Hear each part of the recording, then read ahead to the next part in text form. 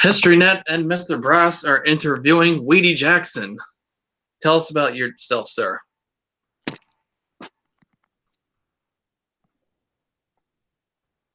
Hello, can you hear me?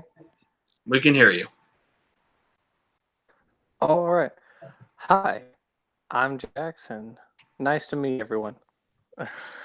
You too. How was your day? Oh, it's been all right. Away from home currently, which is why I'm not. I don't have my camera on. Plus, I left my good mic at home, so having to make do with all the silly technology, these newfangled devices. Wait, you got a mic? Regardless,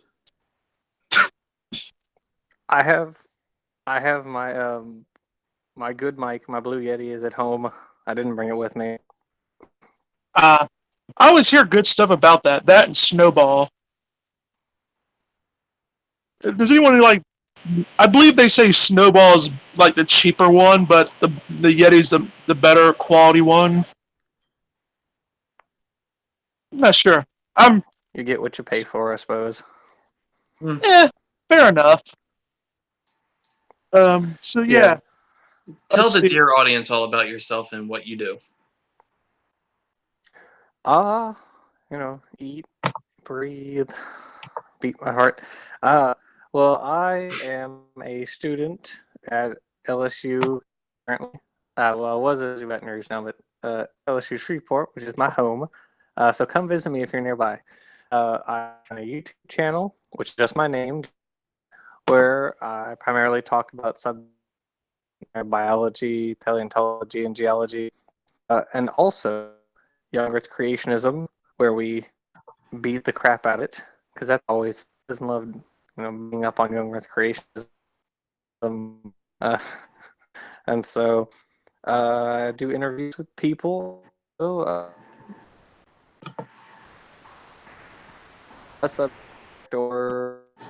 if they're being honest to things they have some argument.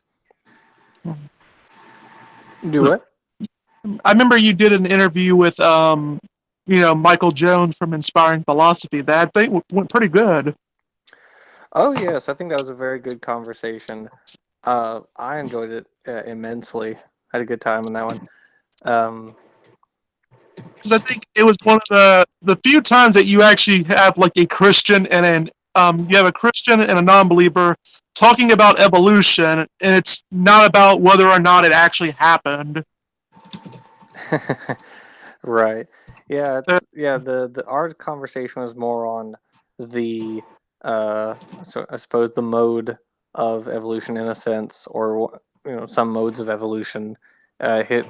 He leans more towards the structuralist interpretation, which I'd never come across before. I saw his video, which is an interesting video, and so I made one. Oh, sorry. Go ahead. I believe, I think I heard from him. I'm not sure I get confirmation from you yourself. Like, I believe you lean more towards the functionalist perspective. In a sense, yes. The way that I was approaching it is, in the technical literature, no one really refers to either either to functionalism or structuralism. This is an exceptionally niche area, and so yeah, I'd never heard of structuralism before. I talked to PZ about it, who is a cell biologist. He has, because he was taught about structuralism when he was in college and whatnot. So he's read about it. But yeah, it was entirely new to me, and I'm intrigued by it. Obviously, it has some practical application.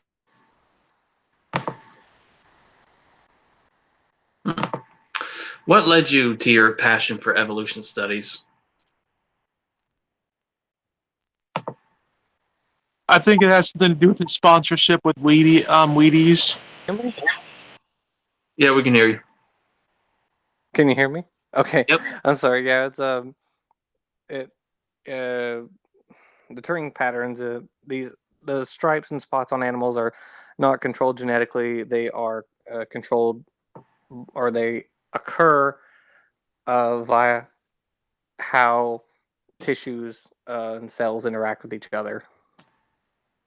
And so that's so there's one practical application of structuralism. And so we talked about that among other things, and it was a very good talk. And then of course I had him on later for a video where we talked about abiogenesis.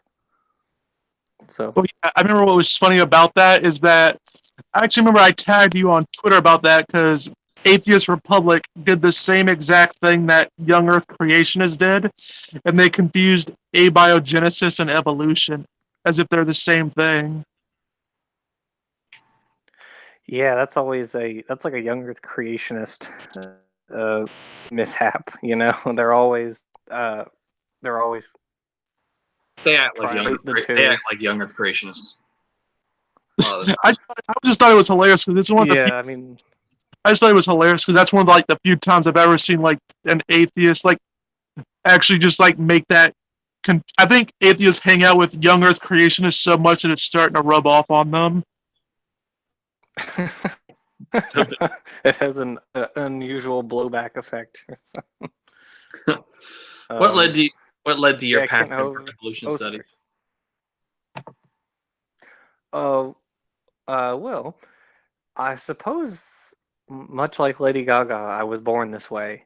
I've never not been interested in zoology and paleontology.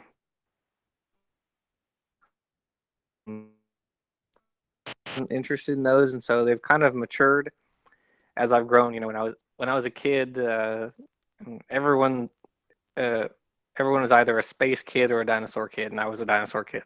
So, Yeah. I was So- both growing up. oh, there you go. I love dinosaurs. Yeah, I was.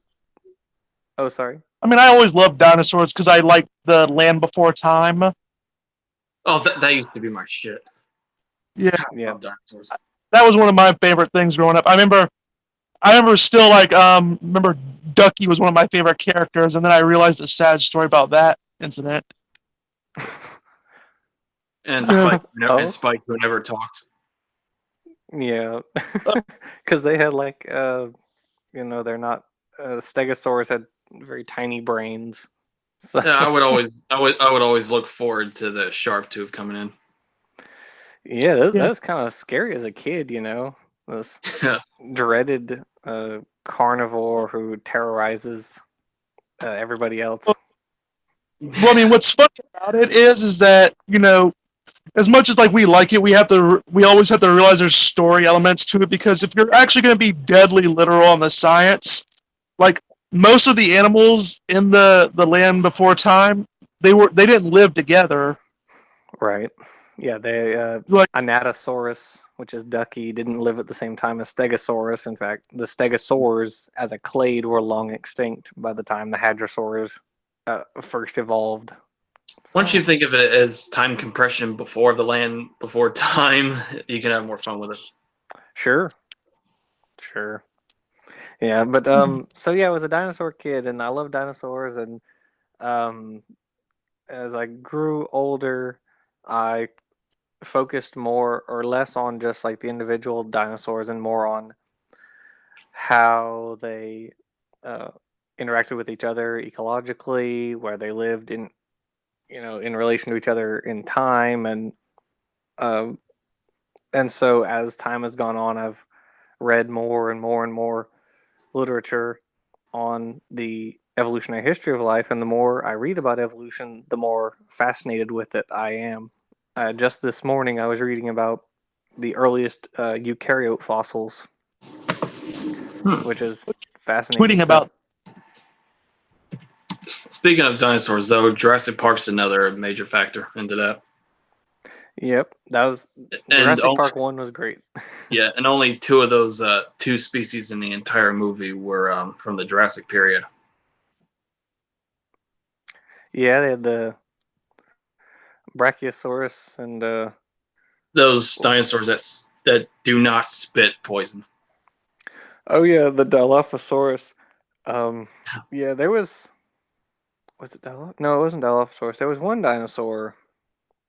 It was, I can't remember which one it was, but was there was a decent. duet. It started with a D, I think. Yeah, Dilophosaurus. Yeah. Yeah, there was Dilophosaurus. There was the dinosaur where someone tried making a case that it was venomous because it had some, like two of its teeth were unusually larger than the rest. I don't think that ever really panned out, but And of course, the T-Rex is always the star. of I mean, course, yeah. yeah. I mean, it's the mother effing T-Rex. I mean, Right. what's funny about like is I remember in the newer Jurassic Park movies, they actually they try to explain away the fact that why some of them don't look like chickens and like they just look like lizards. Well, They they say that have they're the frog genome. Yeah, yeah, yeah. We think the T-Rex in real life probably looked like a giant roadrunner from hell. Yeah, it's if it did have feathers, it seems the skin impressions on the underside show that it was not the underside wasn't feathered. Um, it's possible though that it was feathered on the back. Just it had feathers just running along the back. And an interesting prospect is whether or not because there were imprints of its feet, or of I guess it was like the skin on part of its leg near the foot. And what is interesting, I think, is whether or not the scales by its feet were in fact modified feathers, like the scales on vulture feet, which are actually modified feathers. So, they're secondarily modified feathers. So I think that'd be really interesting.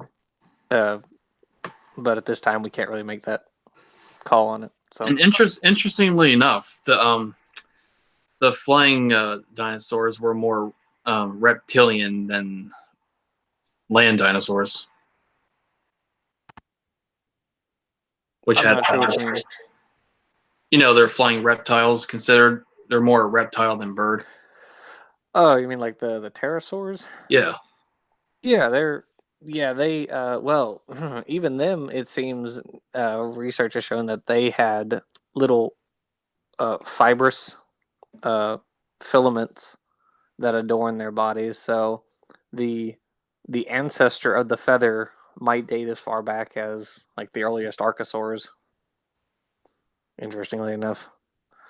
oh, but I mean, obviously people were around with them and obviously rode their backs like a horse. and use a brontosaurus for cranes, Exactly. and And they were use and pterodactyls as aircrafts. oh yeah, and they were all vegans. Yeah, And it's, we joke, but at the same time, we know there are people out there who think this is history. Yeah. Well, I mean, like I said, there's people out there that watch the Flintstones and think it's a documentary. Yeah, I think it is Bill Ludlow who calls them, was it Flintstone truthers or something? Flintstones archaeology. Flintstones archaeology. Yeah, that was, yeah, I think that's Bill who calls them that. Which is just hilarious. It's a great name, Well, Flintstone. it comes from Lewis Black, a comedian that did something like that. Like that's where I get the joke from because Mm. basically said there are people out like he in one stand up he said there are people out there that they watch the Flintstones and they think it's a documentary. I shit you not. That's what he legit says. There's also people Yeah. who think the world's flat and that Australia is a made-up country and that Jesus never walked the earth. Yeah, Yeah, I mean, homeopaths and moon hoaxers or moon Oh landing yeah, moon hoaxers and hoaxers are 9/11 another one. truthers, and if I, there's an idea, someone's opposing it somewhere. Moon hoaxers are Yeah. pretty loud now that we've reached the anniversary of the moon landing, which was directed by Stanley Kubrick. He could only be so lucky. well, I mean, what's funny is about that is like I always joke about that. Like, if Stanley Kubrick really did try to do like they would have never gotten done if they would have gotten Stanley Kubrick because he was OCD as hell. he Like if they would, he was a perfectionist. yeah, if they would have hired him to fake the moon landing, it would have never gotten done. Would at least have better shots, you know. Yeah, and it would have looked something like 2001: A Space Odyssey instead of that grainy footage that we have. Yeah. Well, I mean, I remember it was so funny. It's like, there's this one flat earther he calls himself like, he's more of a flat earth agnostic nowadays, which, yeah, That's so dumb. That's like yeah, I talked to someone just yesterday who said he was agnostic on whether evolution happens, but every time I tried giving him evidence, he said, "Well, I'll read it later." Like oh you're yeah, not agnostic. I know That's you're not talking about that. agnosticism. Does he end up reading it later? I have no idea. No, I mean, that was only yesterday, so I doubt he will though. I know who you're talking about. I think he has a he has a cross on his profile thing. Oh yeah, yes. His name is different. It used to be something else. Yeah. Oh, Uh, frick, I can't remember his old name, but but yeah, it was a yeah, but yeah, it's like if you say you're agnostic on something, then you refuse to look at evidence. You're not agnostic. You've made up your mind. Like Jesus agnostics. Yeah. I mean, it's completely funny about that stuff. So I mean, since you obviously go after young Earth creationists and the folk like that, were you ever one of them? Uh, no, not to my recollection. I was a Christian at one point, but never a young Earth creationist. It was never uh, mandated in my household. Thank So God. no. Yeah, I never, had to be like, oh, I've been lied to and all that. No, that never happened to me, fortunately. Yeah. No. You said you came across young Earth creationists fairly recently. In a sense, the very first young Earth creationist, the first time I heard the word creationist was in 2014, believe it or not. Wow. Yeah, seriously, it was the Bill Nye Ken Ham debate. That was the first time I'd ever heard that word, and I've watched it like 3 times since then, and I'm fully convinced Ken Ham is just the worst debater of all time. He's one of them. I mean, he could have like scored a few points, but he's just so bad a debater. He did not. Like nothing you can ever say will convince me that this is true. I mean, come on, come on. There's no point in debating that. No. Well, I mean, think on the bright side. He was being honest there, unlike the entire rest of the debate. I mean, that's fair. He is telling you you're never going to convince him otherwise. But I mean, even still, it's like, that's one of those things. Like, you just don't say that during a debate because people are going to hear that and go, "Whoops." And then he builds it on this false dichotomy. Like you have to believe the Bible is 100% literally true, or none of it's true. And if there is a God, or if there's evolution. I mean, Right. he actually say something like that. Like after the debate, he said it's not a salvation issue. He says it's an authority issue. It's neither. Well, no, that's what he says. Like, he says that you can be saved and not be a young Earth creationist, but he ultimately believes that if you don't believe that the Earth is 6,000 years old, you have no basis in your interpretation, and you're just going off of science, the corrupt scientist. As one whose profession lies in evolution studies, tell us what that experience has been like for you ever since. Ever since coming across creationism? Yeah. Well, frustrating, I guess. I wish I'd never known that it exists.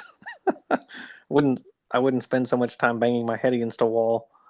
But I guess it's been interesting in one sense because I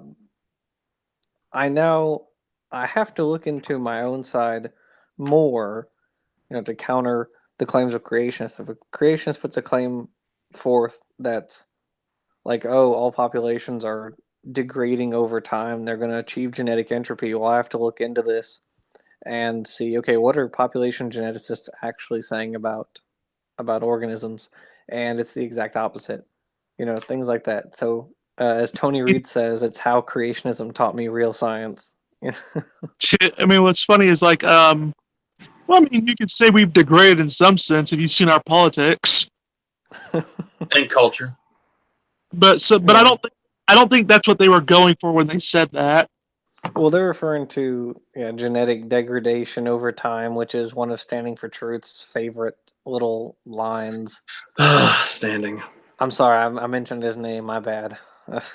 I'll do 5 Hail Marys and, but I remember yeah. it's funny that he legitimately made one of the most stupid art. Like he actually made a response video to Michael Jones from Inspiring Philosophy, and he made the most stupidest argument you could possibly make.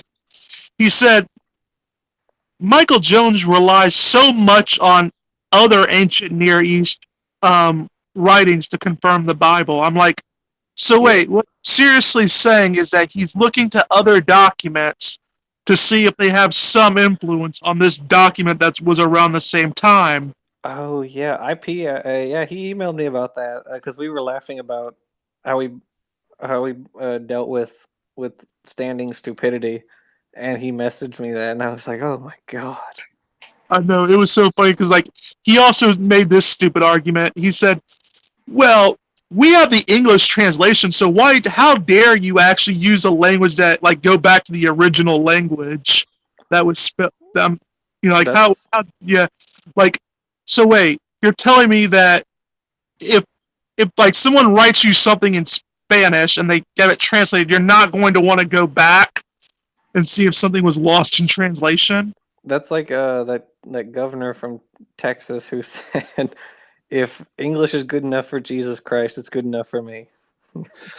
Why is he in office? Why? Ah, I think that was a long time ago when she said that, but it's such a great line. Good lord. It's hard to find gems purer than that.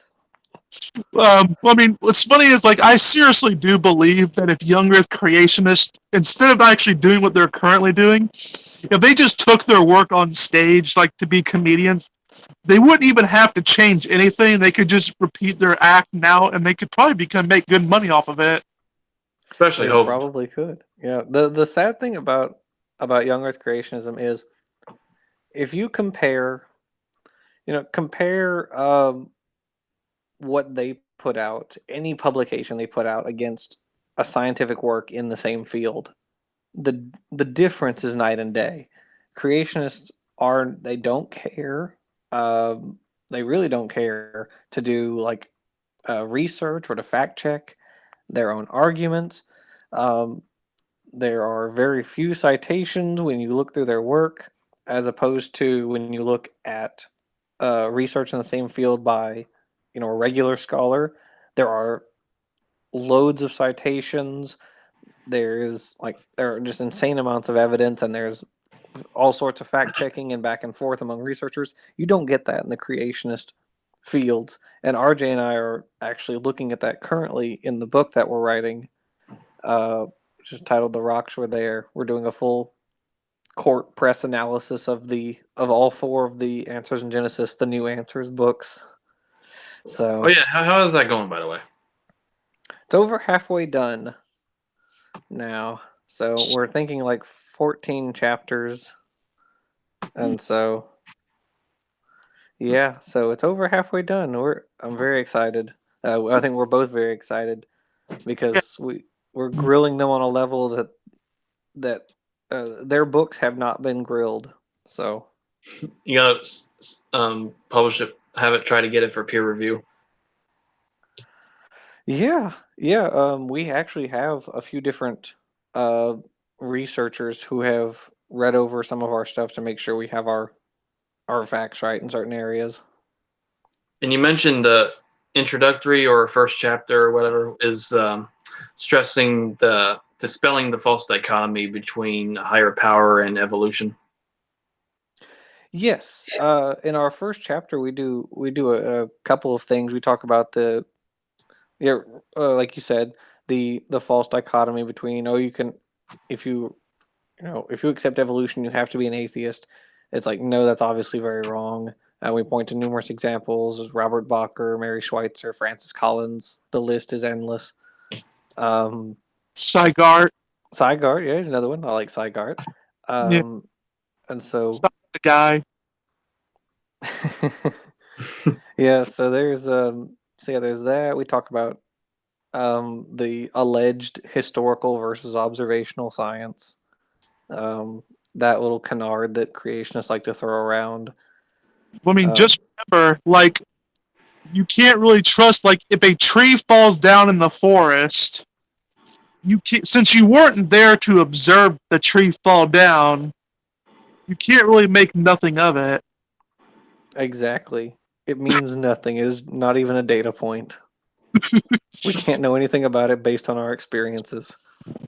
What are some of the most interesting things you can tell us about your field? Uh, about the field? Yeah, your field, evolution, Well, biology. we're related to pine trees and elephants. That's pretty neat. Yeah, totally. Um, I suppose when I the crazy thing about evolution is about life in general is I think people don't grasp the scope of it. We think about taxa in space as though they're just isolated little data points. Like we talked about T Rex earlier. It's like, well, T Rex lived 65 million years ago, but it lived in an environment where there were certain types of trees, certain types of grasses. There were other dinosaurs in that area. T Rex also had a specific gut flora. And there are all these different sorts of interactions going on at any one time, and you have to magnify that, not, for that one slice of time, but across the entire world, and then realize that you have to magnify that across billions of years. Mm. And so when you put all of that into perspective, uh, seeing how evolution can produce the biodiversity that we have today becomes a pretty simple task. What do you make of the theory that it was a comet or a meteor that wiped out the dinosaurs instead of them just degrading over time and slowly becoming birds? Well, both happened. The first birds appear in the late Jurassic, like 100 and it was like 150 million years ago or so, something like that. 160 million years ago. You get the first birds were are split close to the dromaeosaurs, the group containing like Deinonychus, Velociraptor. They're very close to the birds, so there was a whole radiation of theropod dinosaurs around the end of the Jurassic, probably due to their coevolutionary relationship with the first flowering plants. Um, as for, and then of course, birds were the only dinosaurs to survive the KT extinction event. But as for the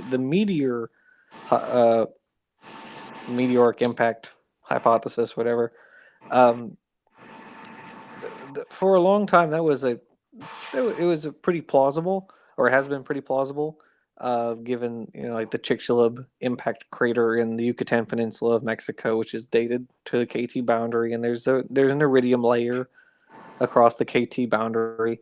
But then just this year, just a few months ago, um, there was a site discovered in the United States called the Tanis site. Now, the Tanis site, which is fascinating because it is the result, it is a snapshot of a few hours after the meteor hit the Earth. Interesting. So basically, what you have is the meteor hits the Yucatan Peninsula and is basically an explosion. It hurls rock into the air.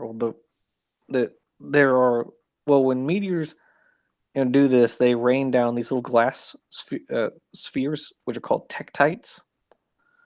And Yeah. so it's like basically molten glass that solidifies as it falls back to Earth. And so the tektites from this impact hit this hit like or fell into the ocean, and they suffocated these fish.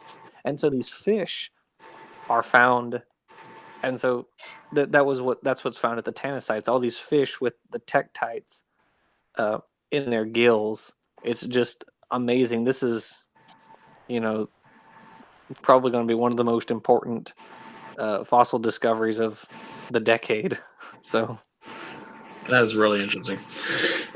Like, figured that meteor would be followed by other mini meteors, like you see in that scene in Dinosaur. well, it does because it smashes and the rock is basically heaved back up and then comes back down, or some rock is. That's crazy. Yeah. It's actually like kind of amazing when you think about how you would expect more meteors to be hitting us, but because of the way we're sort of positioned with the other planets, we don't get it as much as you would think.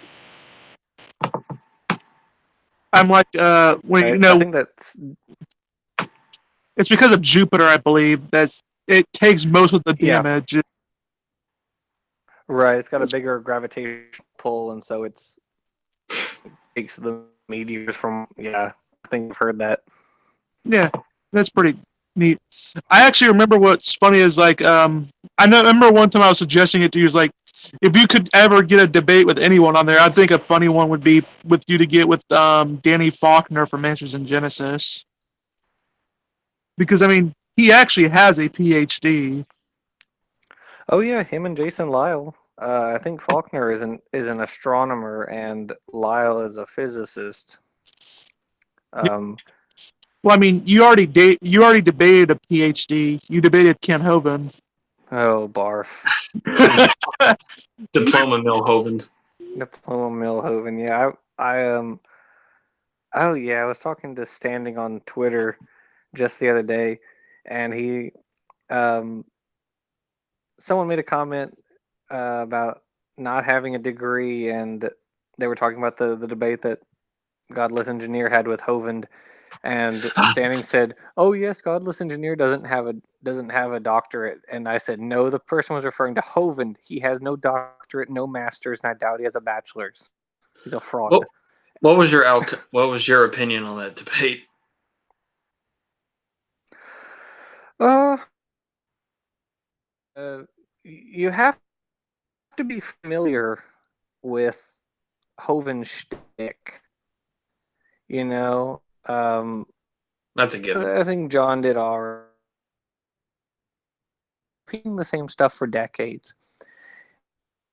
You have to have a handle on the stuff that he's going to spout. If you want to pull up a certain line of evidence, be ready for whatever his, preconceived counter is. And so, in my debate with him, whether or not the global flood happened, I only used points of evidence that I knew he couldn't because there was no response to them in creationist literature. I did the same thing to Standing for Truth, and it was fun to watch him fail. Like in his debate with Inspiring Philosophy. Me, I'm a little sadistic. Yeah, in his debate with Inspiring Philosophy, there's very little Hovind said that he hasn't already said in his debate with Joel Edmund Anderson. I remember what was funny. Yeah, the thing about Hovind is, sorry. Oh, I remember it was funny with Aaron Ra with his little debates or whatever with Aaron Ra. Now it's so funny, like because for some reason Ken Hovind does not want to call Aaron Ra and wants to call him everything else but that, and now Aaron is just calling him by his prison name.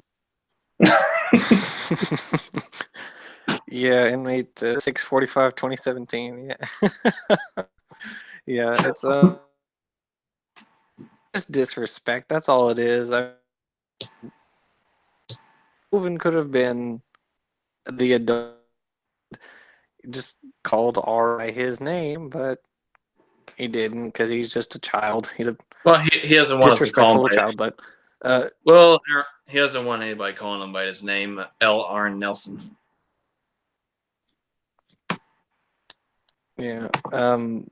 But the funny thing about what was it? The thing about Hovind is he wants everyone to call him Dr. Hovind. But then someone called him on. I think it was Aaron. I think Aaron.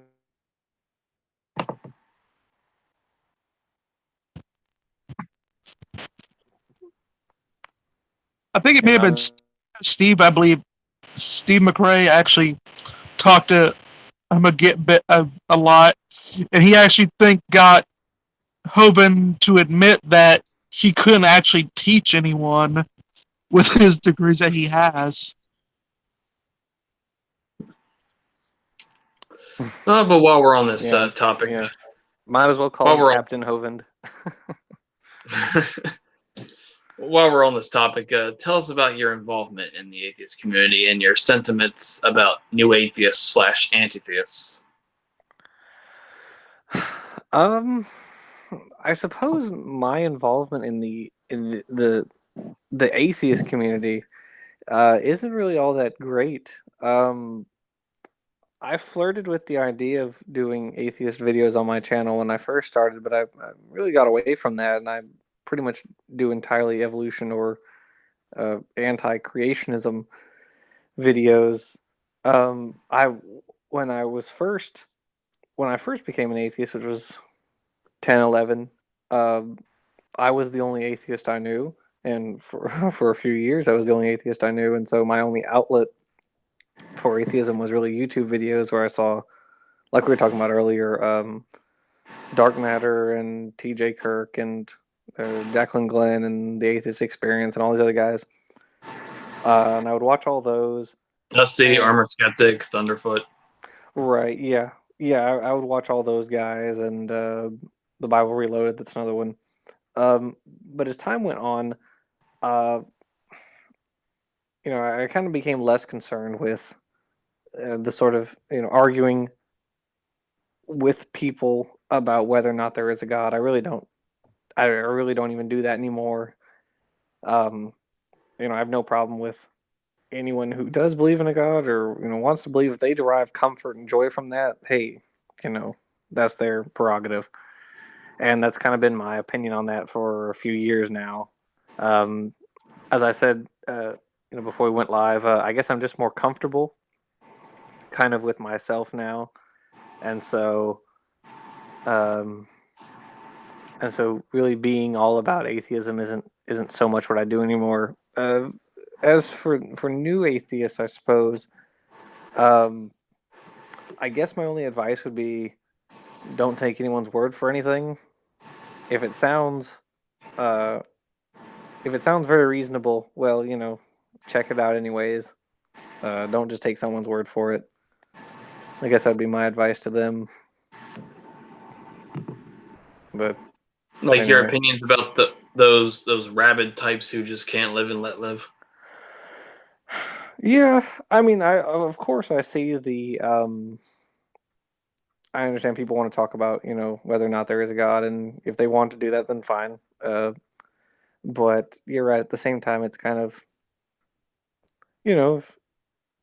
if someone wants to believe or not to believe, then other people don't have to shove their beliefs down that person's throat. They can live and let live, as you say. And so that's kind of with regard to the question of whether or not there is a God, that's kind of how I take that approach now. I don't argue with people about that because I really don't care. I mean, I have no problem being identified as an atheist. I am, but I don't care that much anymore. It's less a part of my character overall, I think. Yeah, you're not alone in that. Apparently, you also have no love for mythicism either, the young earth creationism of atheism. Like, I think you said a while back that you used to be one before seeing the light. Yeah, that was really in high school. I was kind of enthralled with some of the Richard Carrier arguments, and then I heard the rebuttal, and then I went, "Oops." Rebuttals by Tim O'Neill and Bart Ehrman in them. Yeah, and so I was kind of like, well, it didn't really. For a while, I was like, oh, well, it didn't really matter to me, and it's like, well, the vast majority of the historical community says that Jesus was a person, so Jesus was a person, and Well, in the same way that, like, I don't have to study, a bunch of equations in physics to know what the speed of light is. I'll take, I'll take their word for it. That's if they believe there's good reason to, and it's the entire community, then there's clearly good reason for it. I mean, it's sort of like with Richard Carrier arguments. You only have to remember 3 words: cosmic sperm bank. Like, you don't need to remember any. Like, you could just, like, if I got into a debate with Richard Carrier, I would just say those 3 words and just walk out. You don't, like, after that, after you say that, you don't really need to say much else. A cosmic sperm angel from outer space who was crucified by demons and then buried underneath the surface of the moon, where people eat, drink, and do all other stuff that people do on Earth, that there might as well not be a distinction. Right. I always find it funny, as I said, if Richard Carrier if he took all of his mythicist work and just translated that over into comic books, he could make a killing. I mean, probably, yeah. Yeah, that's, yeah. There's also a psychological appeal to it, like recovering fundagelicals in particular. They would go for that because they feel like they've been lied to all their lives about God, and like, well, gee, what else would have been lied to? Sure. You're right. You're right. There is that aspect to it. What's funny is, well, for me personally, when I came across mythicism, I'd been an atheist for a number of years, and so I was just kind of like, "Whoa, I've never heard of this before." But Yeah, history's more important than ideology. I mean, it's just about scholarship, to be quite frank. Yeah. Yeah, I mean, I would agree with you in that for a lot of people, probably is the pendulum swing to the complete opposite side. But I really don't think.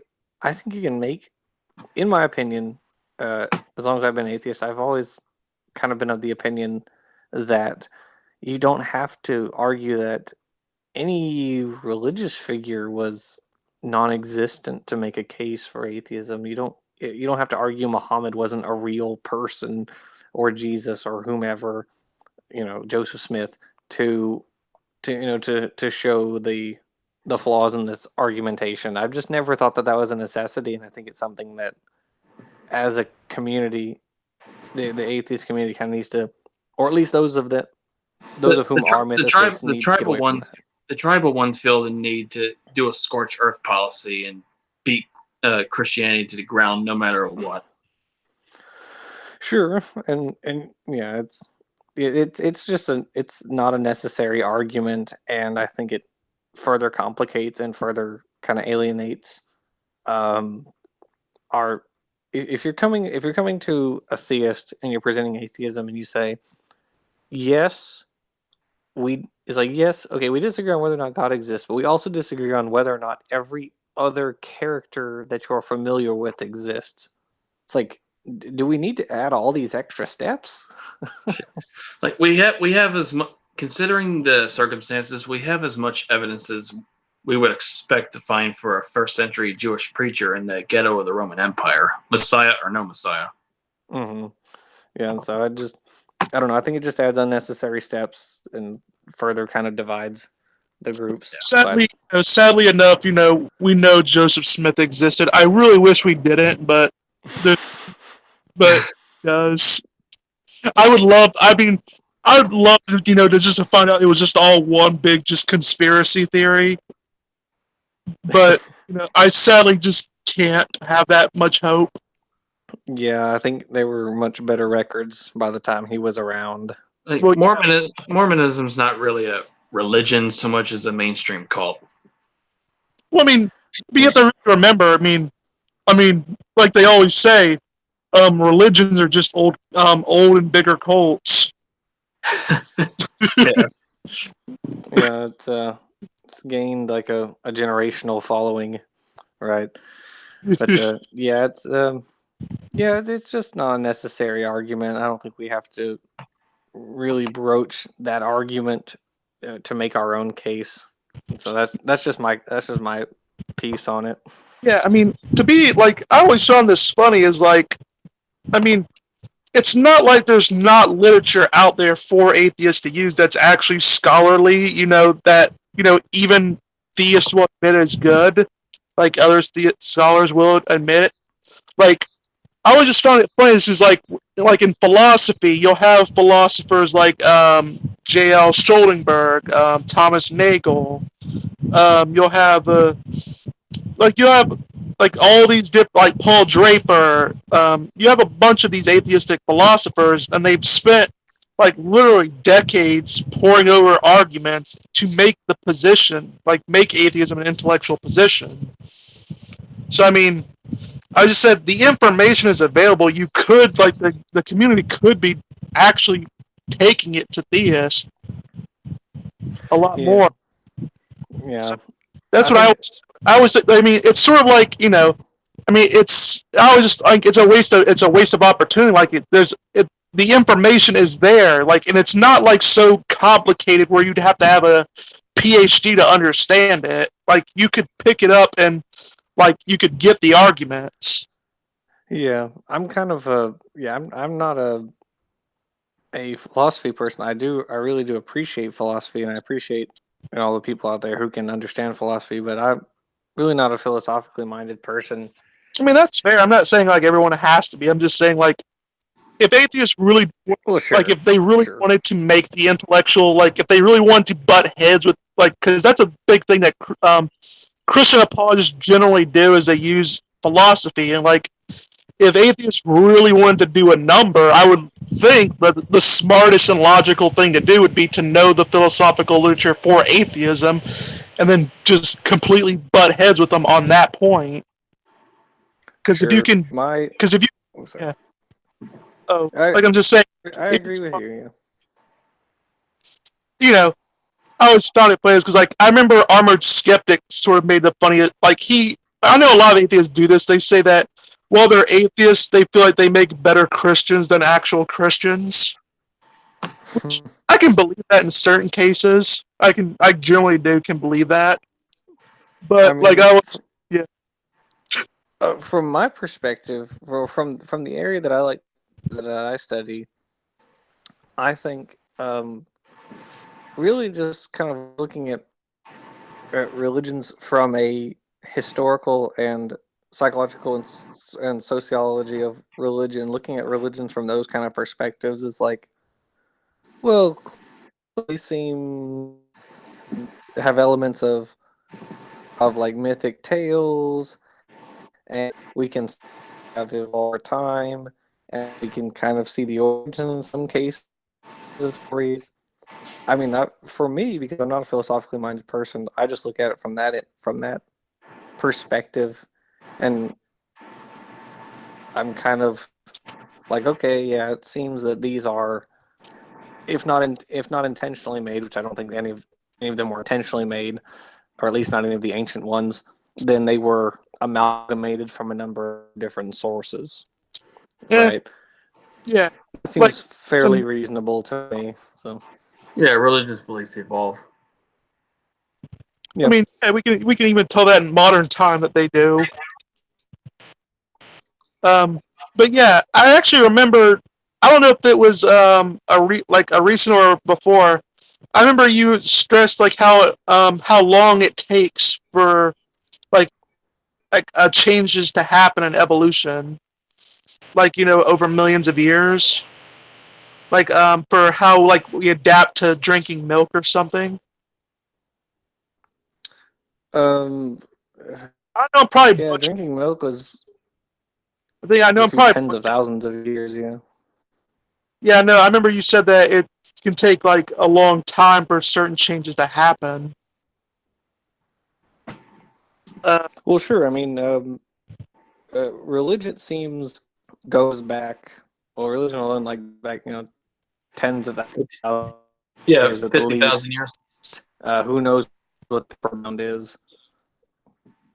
Yeah, yeah, 50,000 years when we gained our when men gained all the abilities that make us definitively human. You know, art, culture, more abstract, individuality.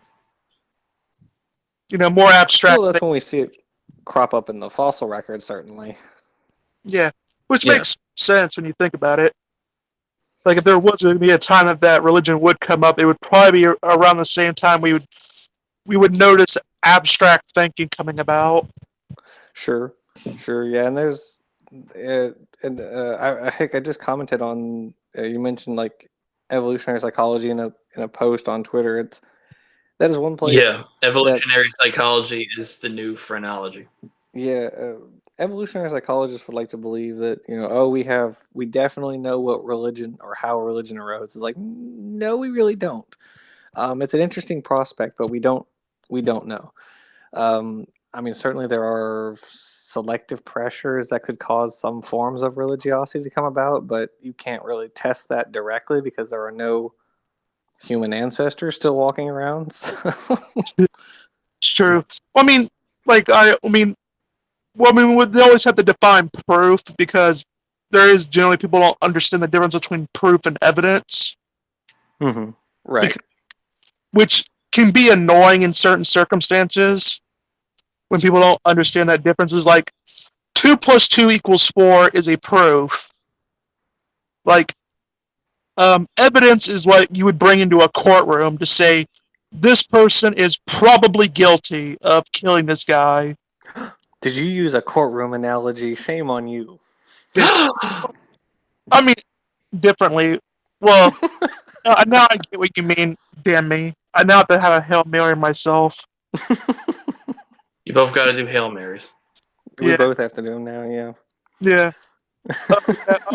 In case anyone may not know, this is like I had to cool off a bit, like a couple hours ago. Like actually, it was a little while ago. I had to cool down because I had gotten into a big fight, like on Facebook, because one guy kept asserting burden of proof and like he brought up a court analogy and stuff like that. I'm like, in a one-on-one conversation is not analogous to a courtroom.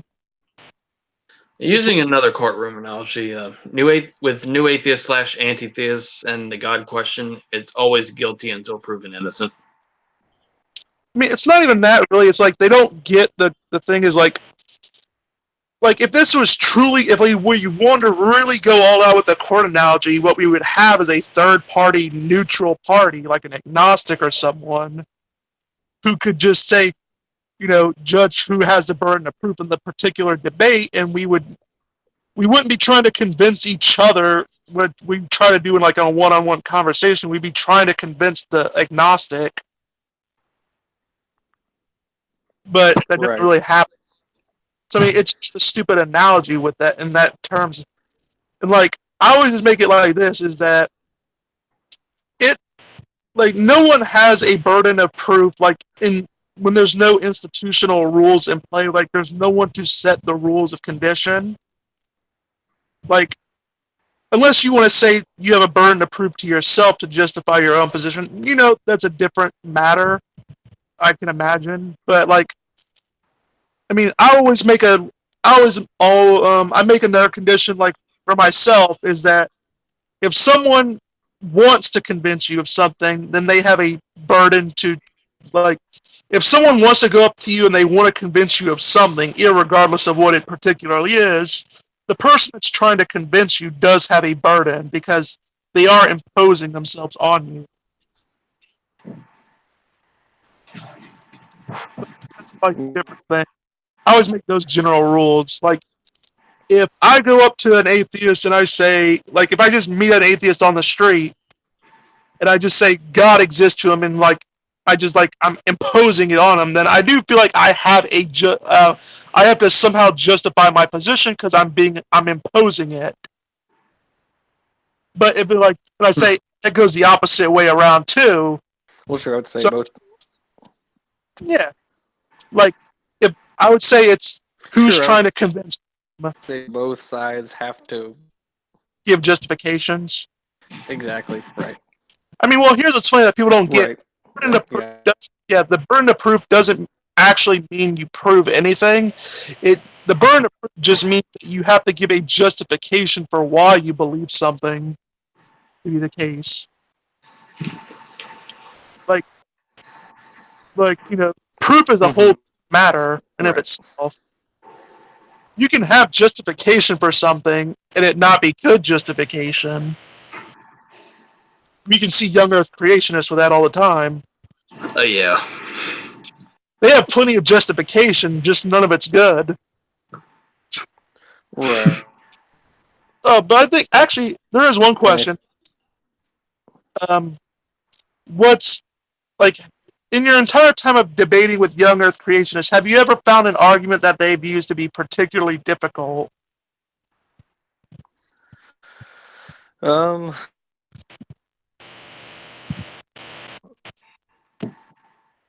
time I've ever bumped into a difficult creationist is when it's not across yet.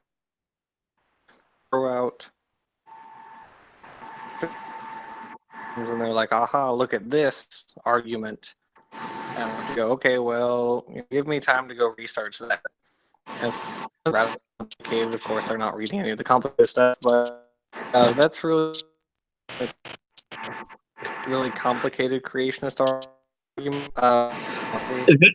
Salvador came on my, and he kept bringing up like, "Oh, look at this little cell, or the subcellular structure that does this. Oh, nice. Must have been intelligently designed." Fortunately, I had PZ Myers in the chat, and he was like, "Actually, it's not for this reason." And so, but that's really the only difficult creationist arguments. I don't feel that there are any that are just like knocked down good arguments against evolution from creationists. I've never encountered any. Like, if there's any favorite young Earth creationist argument that any of us might have, mine would be beauty isn't a purely evolutionary advantage. It's a purely evolutionary advantage for us to perceive beauty and to be beautiful, right? But if we had 200,000 years of doing this, why are there still so many ugly people?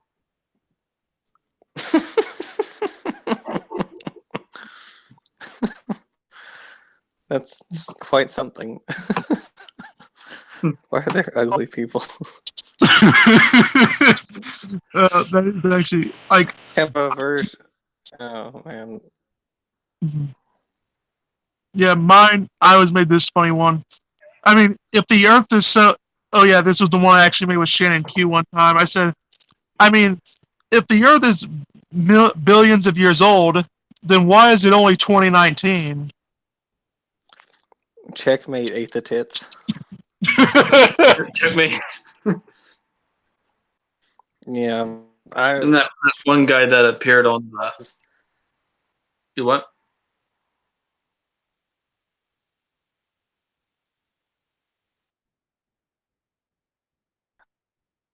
And silence. I actually think we've been at past the hour mark. It's a different. Huh?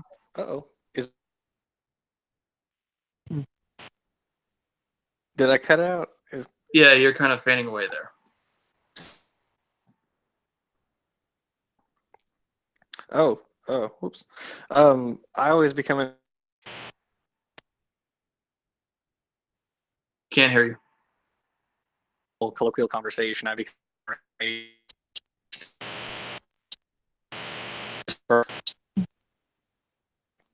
Uh-oh, can you hear me now?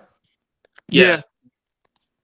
It just keeps going in and out. I mean, Can you hear me? I didn't think we. Yeah. Yeah. While you're Okay. fixing that, we'll read from the live chat for a while. Yeah, we'll get from the live chat because I think we have been going for about an hour and 20 minutes. Bill Ludlow stopped by earlier and said, "Hey guys, wish I could watch now, but getting ready for work. I'll watch tomorrow." Hey, Bill.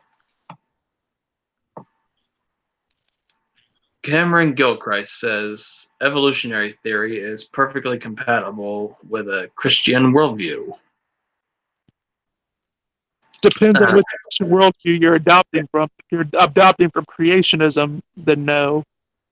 No, he said Christian worldview, but young Earth creationists and anti-theists are flip sides of the same coin. Sure. Yeah, to some degree, I can agree with that. Although, in my experience with both sides, I can say that young Earth creationists are probably the more stupid ones. Yeah. All right, so let's go on. Utopia Buster says, without a reasonable explanation for abiogenesis, naturalistic evolution is one big donut hole. Nope. Got anything to add? That's a big negative. Uh, he also says naturalists have already given up on a pure Darwinian model, and many evolutionists are now arguing for a third way or extended synthesis, since natural selection is a failed process. Well, I mean, considering that there haven't been any Darwinists since the late 1800s, I'm inclined to agree. I mean, I mean, like being called a Darwinist, like is like being called a Newtonianist. Like no, You're an Aristotelian, don't you know that? yeah. It's like, what the heck? I know it's like we don't call people that believe like in Newtonian physics Newtonians. We just call them correct. Yeah, and just I think that person was very confused about what they were attempting to convey. Natural selection hasn't failed. The whole point of the extended synthesis is that it's in addition to the mechanisms of evolution we already have. None of the ones we already knew have failed. We're just adding more. It's like what? I don't understand what. I think that person is a little bit confused. I don't know either. Cameron Gilchrist says, yep, or evolution, a theory in crisis, will bring up some good results. Oh boy, Michael Denton's book. Wow, ooh, boy, bringing out the heavy hitters with that one. I say in sarcasm. Utopia Buster says, anti-theists are neo-Darwinists, but I call them evolutionary naturalists.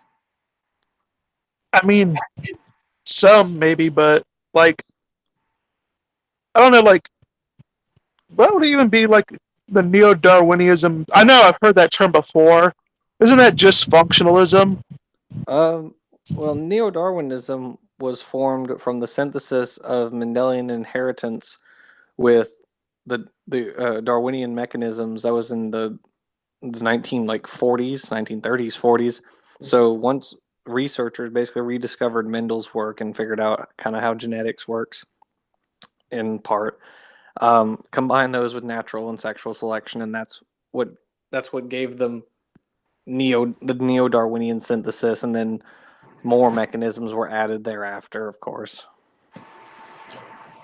Utopia Buster also says there is absolutely no evidence for speculation or macroevolution, pure speculation. I would disagree, but That is this. So this person's a creationist, I assume. well, he's not young Earth creationist. Okay, well, okay. So a very brief version, macroevolution. So microevolution is genetic change below the level of species, while macroevolution is genetic change at or above the level of species. Doesn't matter if you quibble with the definition; they've been that way since 1927. So, regardless, per the definition, speciation, which has been observed on numerous occasions, both in the field and in the lab, it has been observed. So, therefore, macroevolution is observed. And then, if you want to argue about the fossil record, I can certainly do that. We can look at we can look at different lineages. We can look at gradual lineages. We can look at our own lineage. Macroevolution is definitely a fact. Has been vindicated in pretty much every way. So Hasn't it been just said that macroevolution is just microevolution over longer periods of time? you can say that.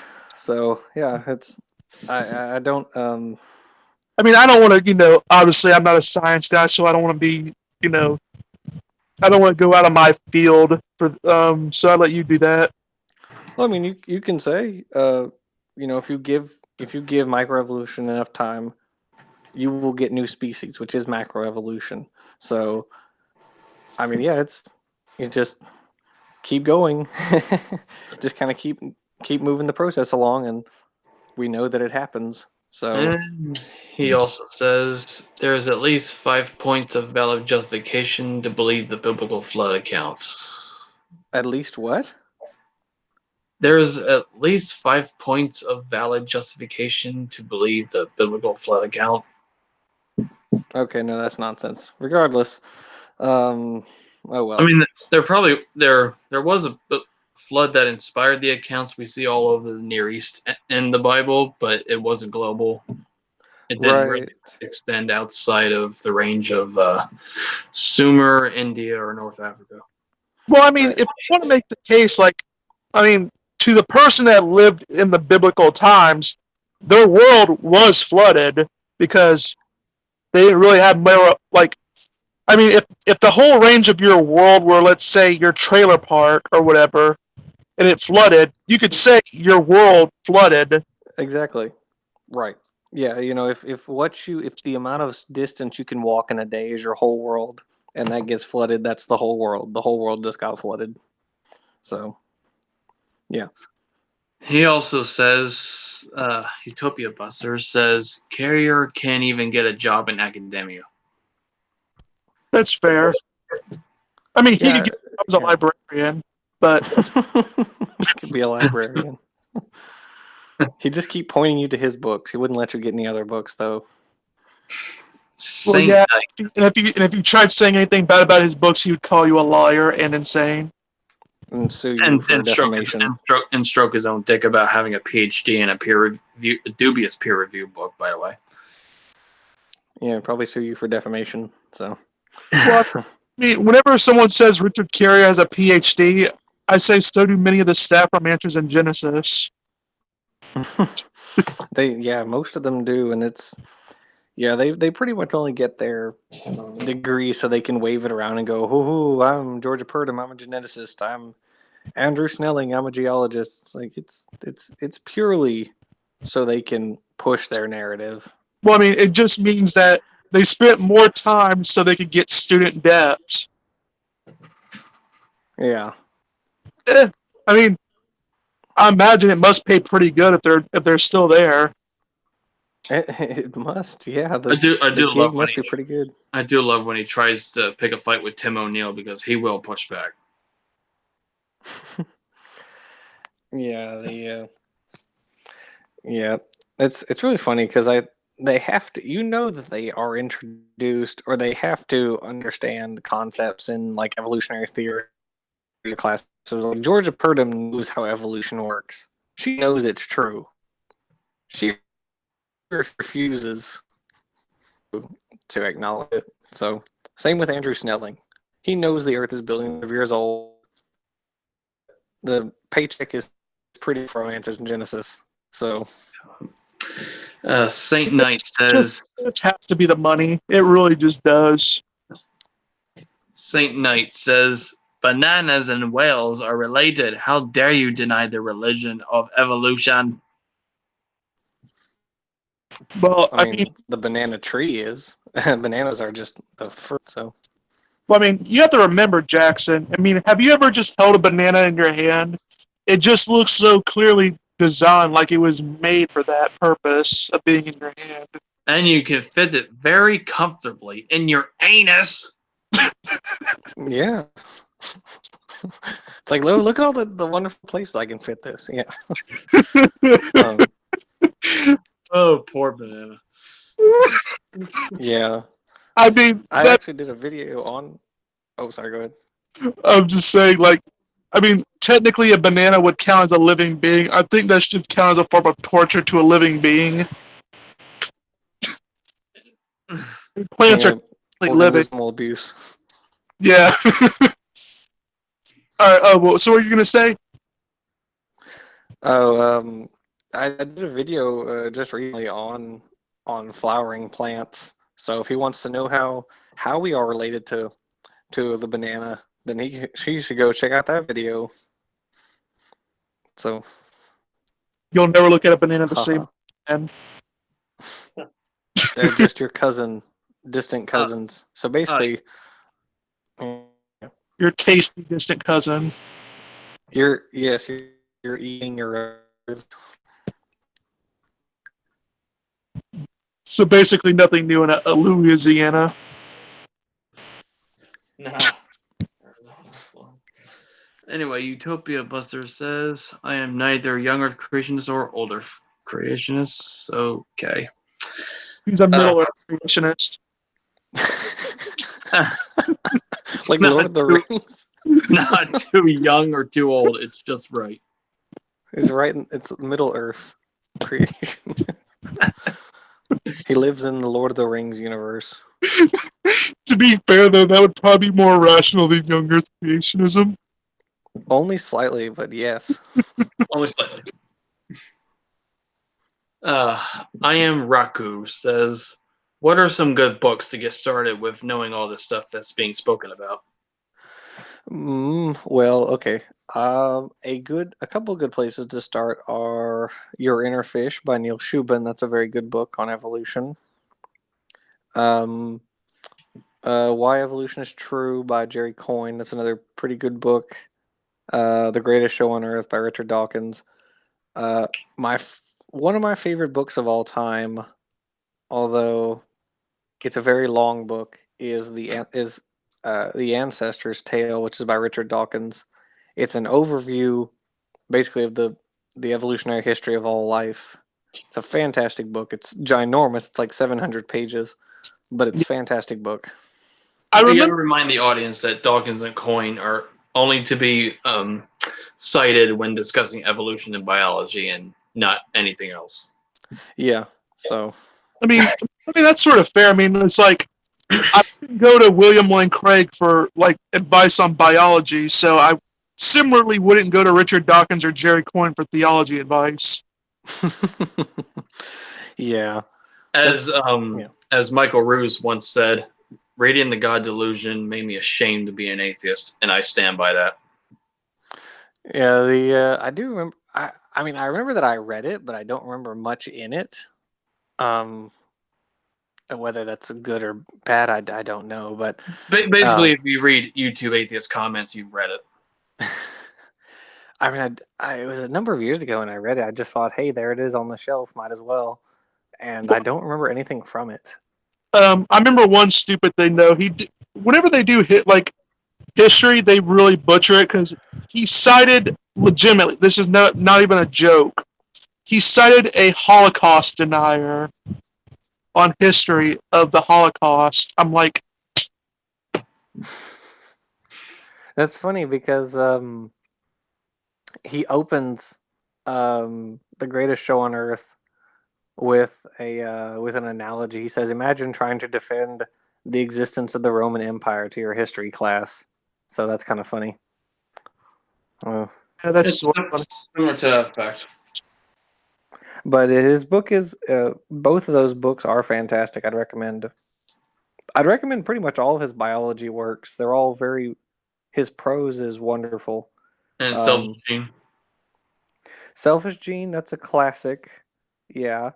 I remember there some discussion or some debate over Selfish Gene. Like Yes, the book itself is quite dated by this point. It was written in 1976. fair. What Dawkins is advocating for in The Selfish Gene is the gene-centric view of life. The kind of weird thing. So basically, it's like, okay, you have your genes, and they're sequestered away from the environment, and you have mutations, and genes are, or organisms are competing against other organisms, genes against other genes. But it's not just the gene. It's not a single gene that is passed along. It's all the genes get passed along in each generation, and so it's dated. At the time, it was a good summation of neo-Darwinian thought, but by this point, it's as good as like a historical reference point if you want to just know the history of kind of this line of thought. But I wouldn't suggest reading it as this is how evolution works. It's sort of like how reading Charles Darwin's book. If you read Charles Darwin's book and assume that's just the modern understanding of evolution, no. Right. Yeah, exactly. Yeah. I mean, Origin of Species and Descent of Man, as well as I haven't read his other works, but yeah, those are good books. But heck, they were written in the late 1800s. We have moved light years beyond what he understood back then. I mean, remember, he had no concept of DNA. No, Origin of Species was written a year before the Civil War kicked off. Yep, 1859. So, it's a good book if you just want a historical reference point. If you want to see if you want to see what he thought of of evolutionary theory, and it's fascinating to get a view into his or to get kind of a window into his view of things because it's very different from how modern researchers look at evolutionary theory. It's amazing to see kind of the ideas he was grappling with in essence on his own. He didn't have a whole slew of researchers working on this for him. It was him. You had him and you had Alfred Russel Wallace on the other side of the world, and they kind of came out with their ideas at the same time, but they were each kind of on their own, and that's incredible. Yeah, I mean, another point, like he also I haven't gotten a chance to read it, but I heard he did go into Aristotle in some of the, I know he does some philosophy in his books as well.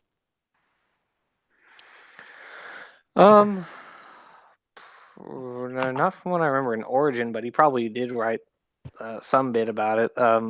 He's very hopeful in Origin of Species about like future prospects in evolutionary theory, like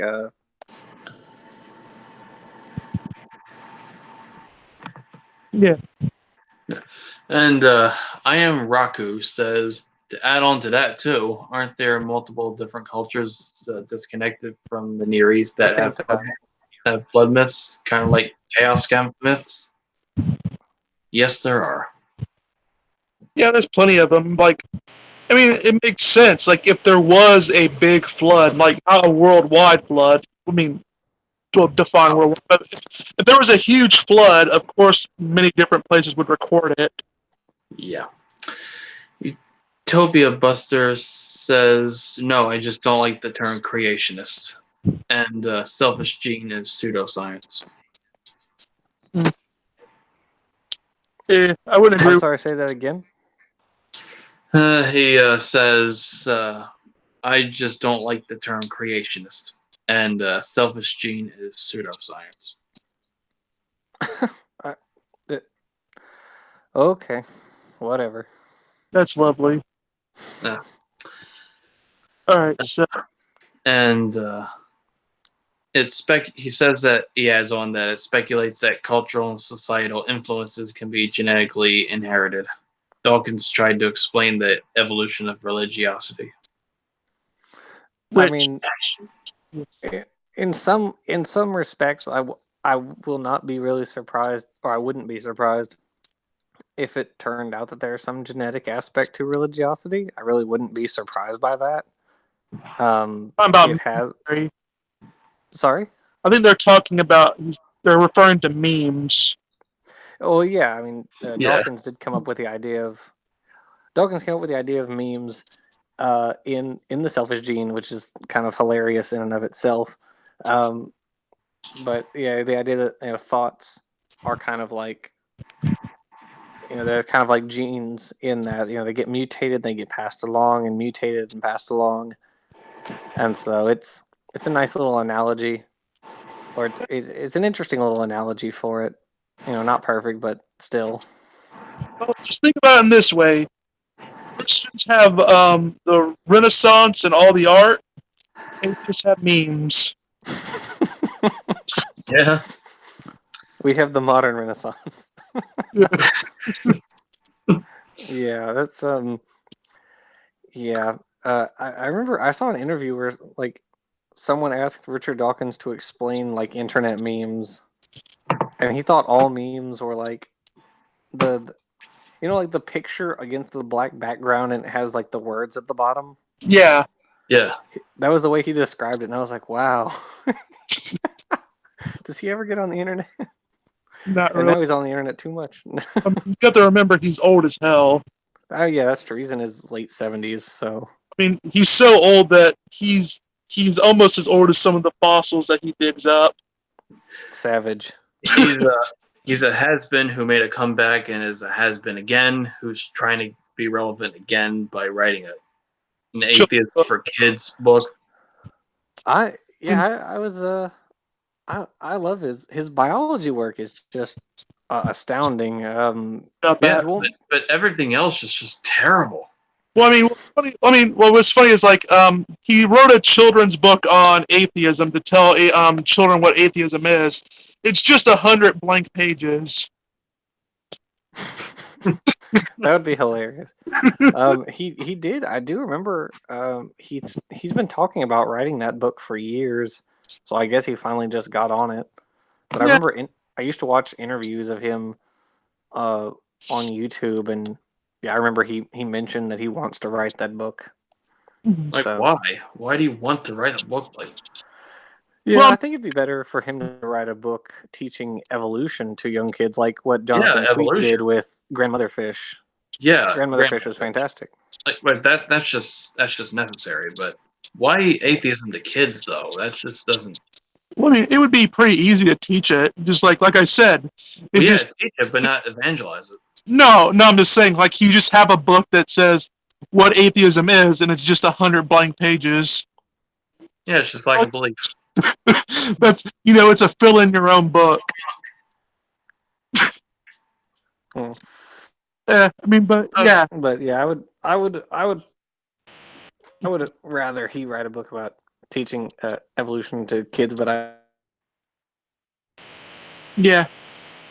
I think All right, we should be we wrapping can up dream, I soon. guess. Yeah, we should be wrapping Yeah. up soon. You got any closing thoughts? like Jack. Check out my channel. Haha. I do stuff and things over there. Check out Jackson Wheat's channel. Subscribe to him. And just remember this But brass saying goodbye and get wise. I can see kill- I can show my shit too. see you tomorrow or the next day, where we'll be interviewing Joel Emma Anderson. Good night, everybody.